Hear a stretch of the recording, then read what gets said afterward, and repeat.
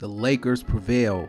The Sixers and Blazers prevail. Billy Donovan is out as Chicago Bulls head coach. And what do we think is going to happen between the Pistons and the Magic? We'll keep watching to find out. Coffee Break Sports is here. Hit all of those reminders right here on the side of me, and let's get into this intro. Early grind, black coffee, yeah, the mic stay lit. Rod the magnif talking, yeah, I speak that grit. From the plays to the stats, yeah, we break it all down. Coffee Break Sports, yeah, we kings of the sound. Hey! Coffee Break Sports, yeah, we live no sleep. Hot takes, cold brew, yeah, we dive in deep. Wake up, tap in, let the energy pour. Coffee Break Sports, yeah, we run the score. Woo!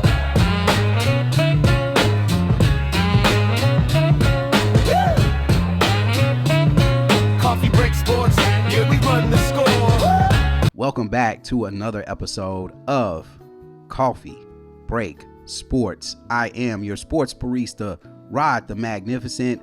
I am back in the break room, ladies and gentlemen.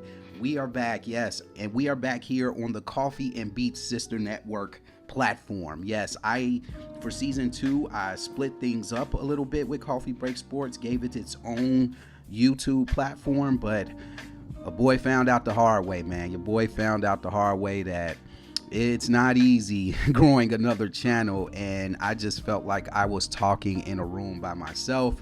Even though I still think season 2 was dope, I'm keeping it on there. So if you want a link to catch up on season 2 of Coffee Break Sports, you can click that link down below. You'll get all the episodes there. But man, I really had fun, especially with the type of season that the Bears had last year.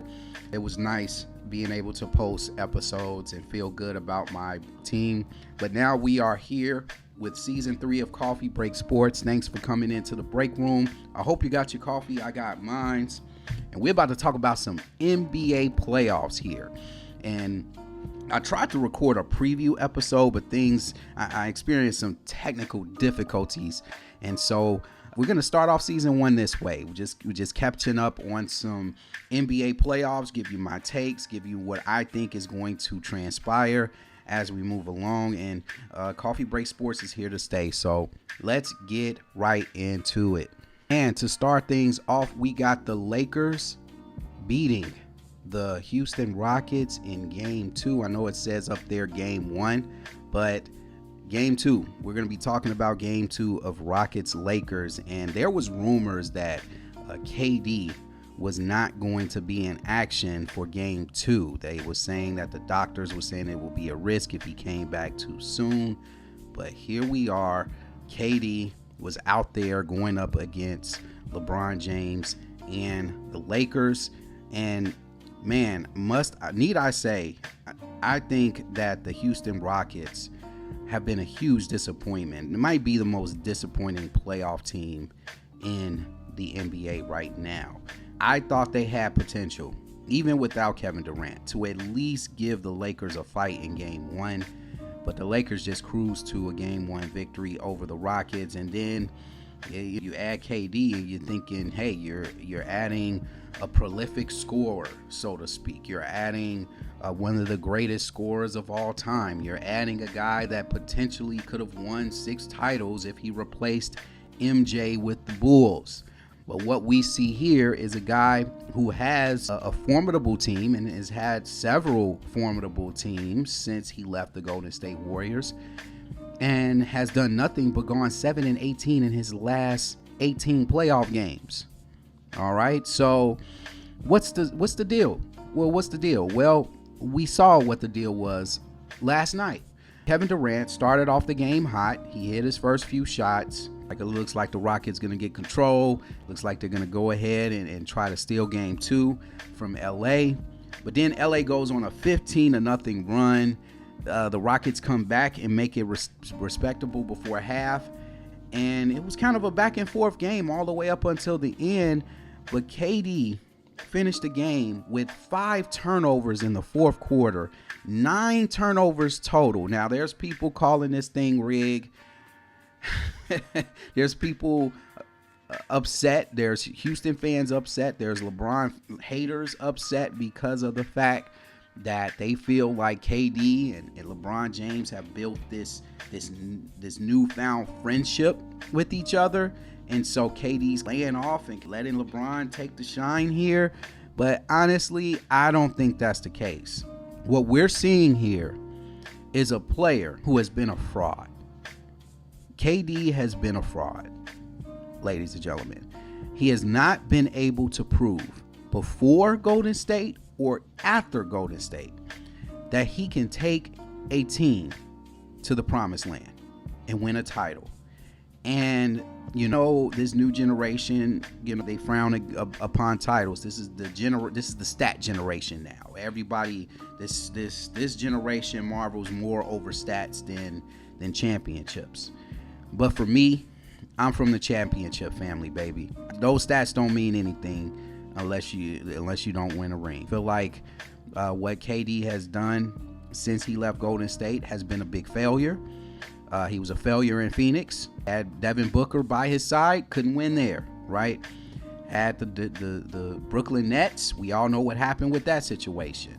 And I know they talk about this whole, if my toe wasn't on the on the 3-point line, I would have won a championship. Well, Ray Allen hit a 3 in 2013 to help the Heat surpass the Spurs in the finals. When I saw him hit that 3, he looked down at his feet and made sure that his feet was behind the line before he hit that 3-pointer. Why you didn't do that? Why you didn't make sure you were well ahead of that 3-point line to hit that 3 against the Milwaukee Bucks in 2021? What happened with that? Okay, I don't want to hear all of these excuses for Durant. Durant, you have to step it up in games 3 and 4. All the pressure's on you now. The pressure's off LeBron. I mean, LeBron came into this with house money, to be honest. I mean, people were already saying if he won this series, he'd be the GOAT. No matter, the GOAT conversation is over and all this other stuff. Well, I'm not going to say all that. He's had a surmountable amount of help from Luke Kennard, who's turned into baby. He's turned into baby Luka, because the big hero of game 1. Marcus Smart, who people forget has tons of playoff experience, a great defender, and has become a better shooter over the years. Shot the 3 very well. He was 5 of 7 from 3. He was 8 from 13 from the field. He had 5 steals, 1 block. Rui Hachimura, he does his thing. He adds his 13 cents or 13 points, 5 of 10 shooting, 50% from the field. DeAndre Ayton, not a great game. Again, he had his 5 rebound, 6-point performance. And DeAndre Ayton, he was solid in the first game, but this game he kind of disappeared. But they really didn't need DeAndre Ayton. Matter of fact, they didn't even need much from their bench. They only got 6 points off the bench, and that was all Jackson Hayes. And so we see here a Lakers team that is beatable by a better Rockets team, but the Rockets are underperforming. Şengün, let's talk about this man. 9 of 20 from the field.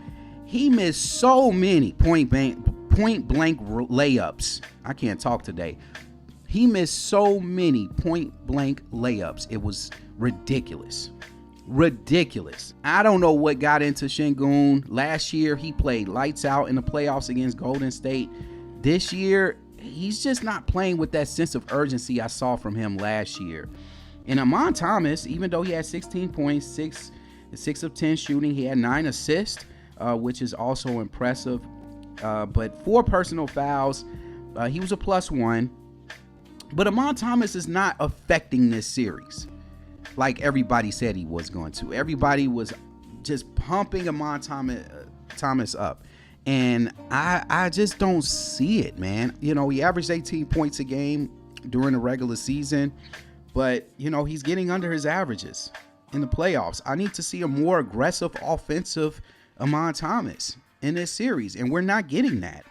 We're not even getting good defense from the Rockets. The defense has been lackluster. Bench production is lackluster for this team as well. Even though the Lakers only put up 6 points off the bench, the Rockets only had 10 points off the bench. Eason was the only one that was really going out there chucking up shots, and He was terrible from the field. He was 4 of 14 from the field. He was a -8. He had 8 rebounds, but you can make the argument. Yes, they don't have, Finney Smith. Honestly, I don't know why Finney Smith's not playing in this series.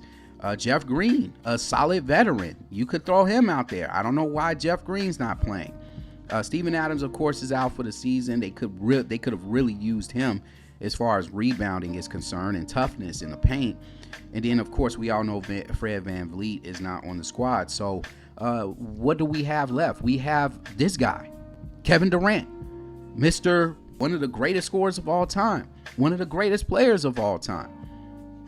Why is he not stepping up when it counts? Why is he not coming through in the clutch? Now, they have not lost this series, so I'm not going to overreact. But so far, since KD has left Golden State, he's been a fraud. And if KD can come into this chat with his burner account all he wants, he's been a fraud. And I know I've never played a lick of NBA basketball and all this other stuff, but I know what my eyes see. And I've been watching NBA basketball for over 30 years. It's no different. It's no different from what it was 30 years ago. And for me, playing at the level that he's playing at, and I must admit, me not being a big LeBron guy, I think last night was his best game of the season. I think last night was his best game of the regular and postseason. I thought he was all around. He didn't force the issue. He wasn't trying. He had a couple of turnovers, a couple of bad turnovers in some spots, but it didn't really affect the game. His shooting wasn't great in this game. People would say, well, his shooting wasn't that great, but I mean, he was getting to the free throw line, right? He had 8 rebounds. He had 7 assists. It was just a balanced game. We don't need LeBron to put up triple doubles to be effective. We just need a well-balanced LeBron James, and he's giving us well-balanced, and I appreciate that. I just wish the commentators would just stop reminding us every time he scores a basketball or makes a pass or grab a rebound that he's 41 years old. We get it. We know he's 41. Calm down, guys. How many times we got to get reminded that he's 41? We get it. We know he's 41. Y'all was saying that when he was 38. You thought this is a 38-year-old. Oh, next year this is a 39-year-old. The next year this is a 40-year-old. It's like, how many times we gotta be reminded of his age? I don't even remember Jordan getting this much praise when he was 40 and scoring points. So that's all I got for this game. Shout out to the Lakers for a huge win, and now they're up 2-0. All the pressure is on the Rockets. All the pressure is on KD. Can the Rockets win 2 in a row in Houston? I think they can, but I am not confident. I honestly think that if the Lakers win one of these games in Houston, whether it's game 3 or game 4, this series is over in 5. Up next, we have the Celtics and the Sixers. I'm sorry. We have the Celtics and the Sixers. Man, the Celtics, a lot of people were saying this team can come out the East. No, they got Jason Tatum back. Jaylen Brown is playing lights out basketball. The Sixers have no chance. Paul George, is playoff P. He's pandemic P. He's going to turn into pandemic P. Well, Paul George had 19 points, ladies and gentlemen. He was 7 of 13 shooting from the field, ladies and gentlemen. He had 4 rebounds, ladies and gentlemen, 3 assists. Hey, what happened to the Boston Celtics last night? Well, I will mention to you what happened to the Boston Celtics last night as a team. They shot 13 for 50 from three-point range. That is pathetic. 53 pointers and you only hit 13. 39% from field goal range. And as far as the turnover battle, too many turnovers, 11 turnovers. Rebounding, they did out-rebound the Sixers, and they were also getting to the free throw line, but the Sixers just shot the ball better. Tyrese Maxey, who is, to me, one of the most underrated players in the NBA. I call him Sonic. With a basketball, this dude knows what he's doing. He was playing defense. He was getting steals. He had 2 steals. He had 9 assists, 29 points, 5 of 12 shooting from 3, 11 from 28 total. I mean, it's just amazing to watch. And then you got VJ Edgecombe, which let me tell you something about VJ, man. He's the closest thing to Dwayne Wade I've seen. Like, he just me of Dwayne Wade. His drive reminds me of Dwayne Wade, the way he attacks on offense. He was 12 of 20 from the field, 6 of 10 from three-point range. He was a plus 17. He was amazing in this game. 10 rebounds. I mean, he was ahead of the rookie discussion as far as rookie of the year goes at the beginning of the season.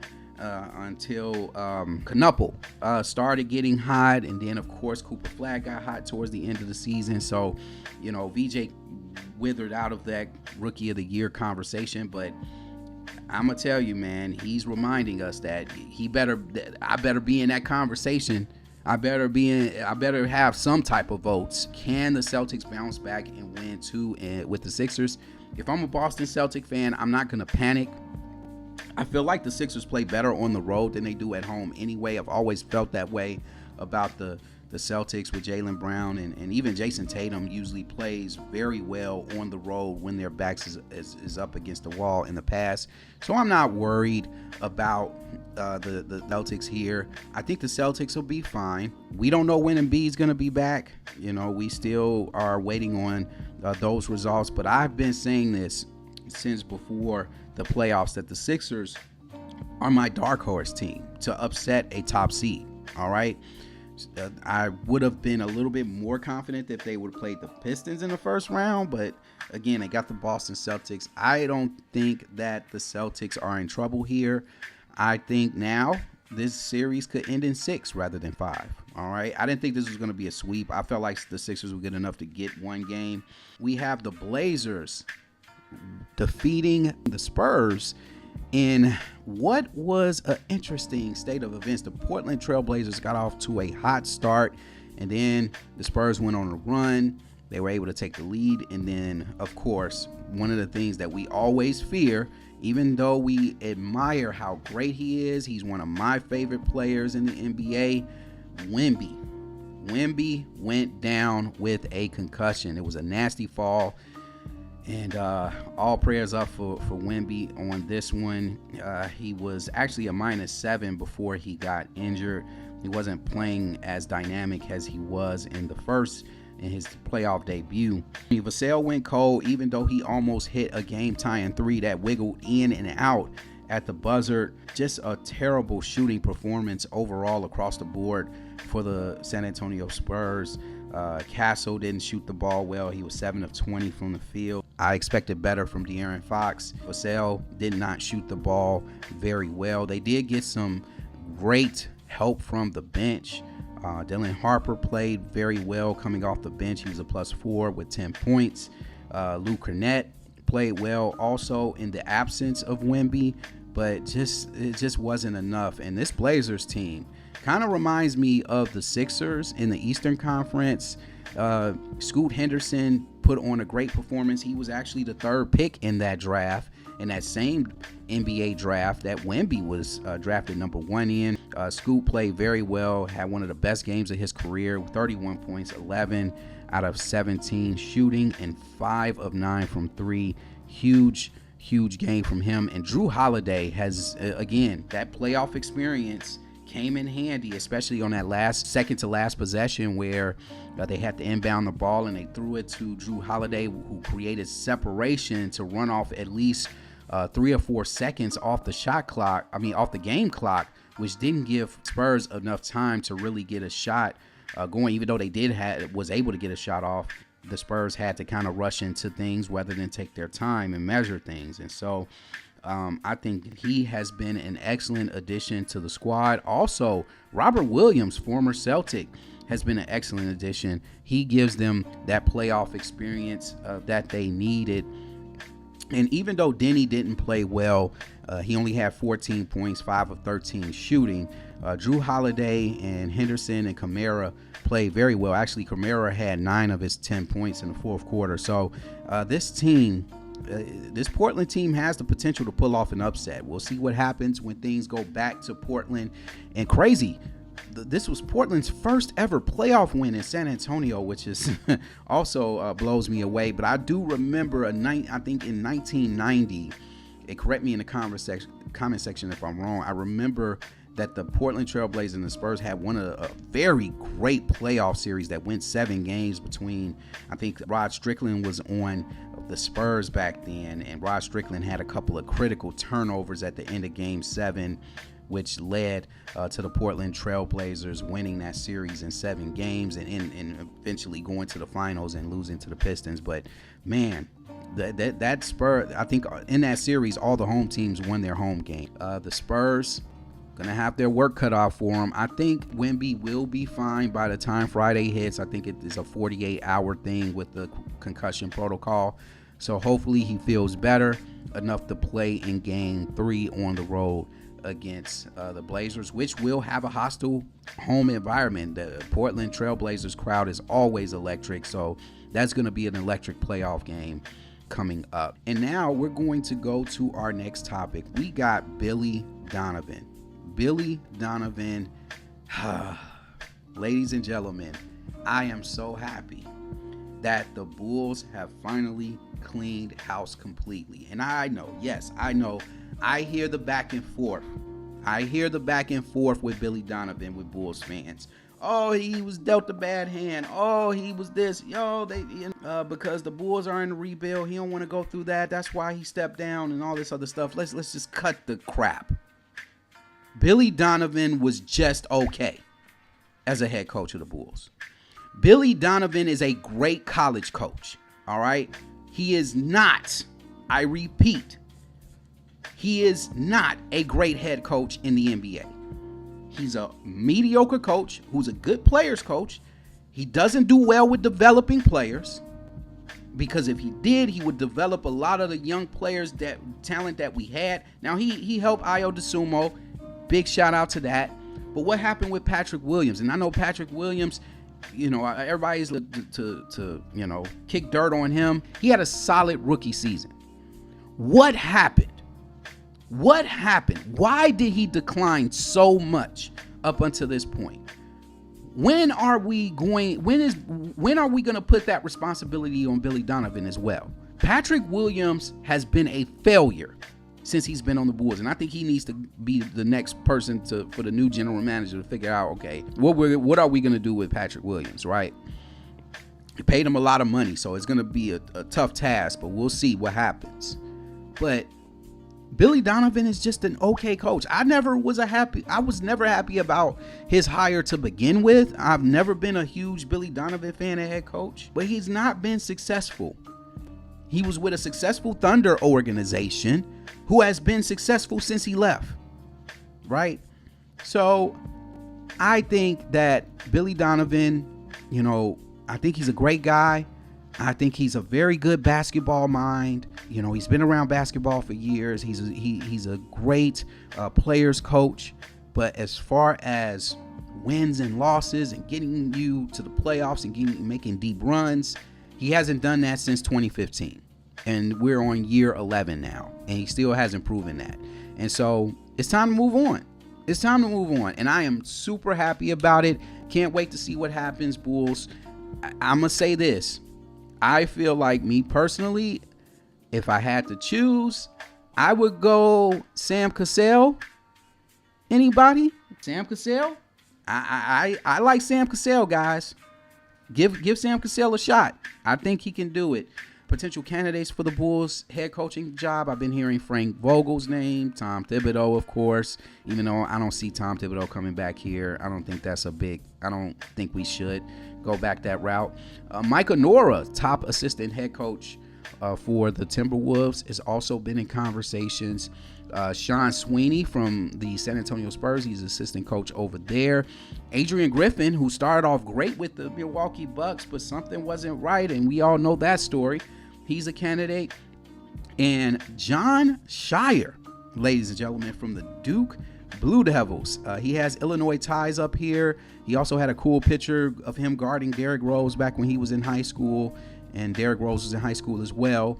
And so John Shire, I don't think he's coming here, but hey, whatever. If the Bulls get the top pick or get top 4, is a possibility they can get one of the Boozer brothers, and maybe John Shire does come here. We don't know.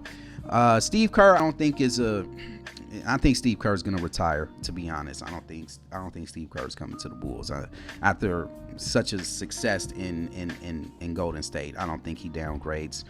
But those are the potential coaching candidates for the Bulls job, and I wish Billy Donovan nothing but success in the future. And now we're going to get to our last topics of today. We got the Magic and Pistons. We're going to talk about tonight's games. Cade Cunningham blamed Russ for the reason why they lost game 1 to the Magic. The Magic came into that game red hot, hitting shots all over the place in Detroit. Detroit fans, they quieted the Detroit fans, took them completely out of the game from start to finish. And now the Pistons have to rebound. Durant has to play better. He has to play better. He had a terrible game 1. So if he can wake up, I think the Pistons can come back and tie this series. If not, the Pistons are in danger of being upset as a number 1 seed. And I think the Magic, who kind of, I don't know, they just underachieved this year. I thought they should have been better than the 8th seed, in my opinion. I felt like they were a top 6 team going into this season. And so this is not your typical 8th seed. All right. The Magic are tough. They have weapons. Franz Wagner, Paolo Banchero is playing much better. And I'm telling you, man, the Magic can potentially upset the Pistons, but we'll see what happens. I think the Pistons tie the series up tonight.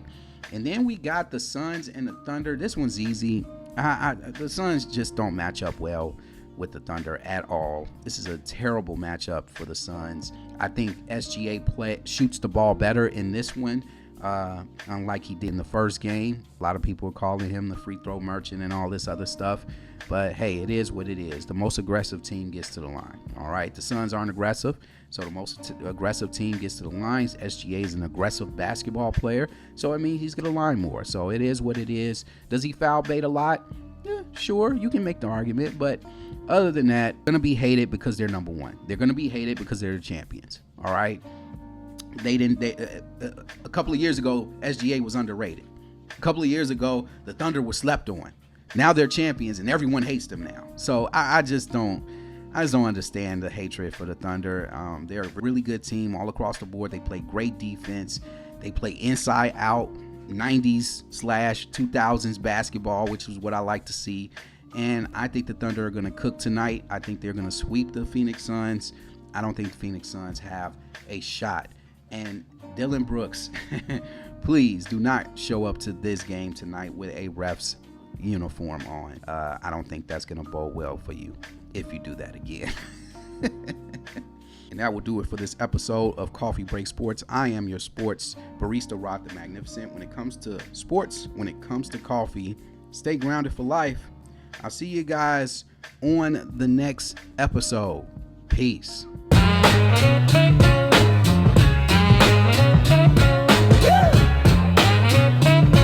Coffee break sports.